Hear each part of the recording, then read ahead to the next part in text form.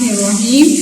अस्सलाम वालेकुम प्यारे बच्चों, आज हम पढ़ेंगे सबक नंबर 6 दूसरी चादर।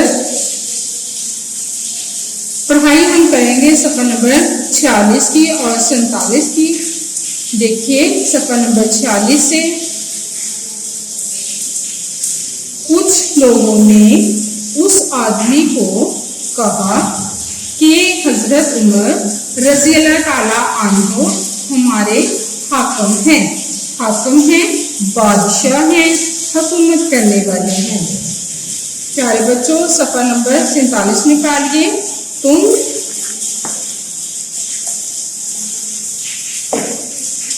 उनसे ऐसे पूछगिछ मत करो, लेकिन हजरत उमर रज़ी अल्लाह ताला अन्हु ने उसके सवाल का जवाब देने के लिए अपने बेटे को बुलाया।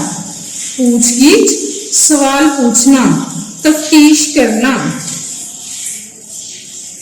उनके बेटे ने कहा, मेरे वालिद के पास सिर्फ एक चादर थी, मैंने अपने हिस्से की चादर उनको दे दी थी। इस तरह उन्होंने अपने लिए ये नई कमीज बनवाई है। प्यारे बच्चों, देखिए इस पैराग्राफ को भी वावेन में लिखा गया है। इसके बाद हम अपने अल्फाज मायने पढ़ते हैं। हाकिम, बादशाह, हुकूमत करने वाला। पूछगिछ, सवाल पूछना। प्यारे बच्चों, कल हमने सवाल नंबर 1 पढ़ा था और आज हम सवाल नंबर 2 पढ़ते हैं। हजरत उमर रज़ी अल्लाह ताला अन्हु की कमीज कितनी चादरों के बराबर कपड़े से बनी थी? जवाब है, हजरत उमर रज़ी अल्लाह ताला अन्हु की कमीज 2 चादरों के कपड़े से बनी थी। प्यारे बच्चों, इसके बाद हम पढ़ेंगे, देखिए आपकी बुक पे सफ़ा नंबर 48 पे ये है अरकान मिलाइए।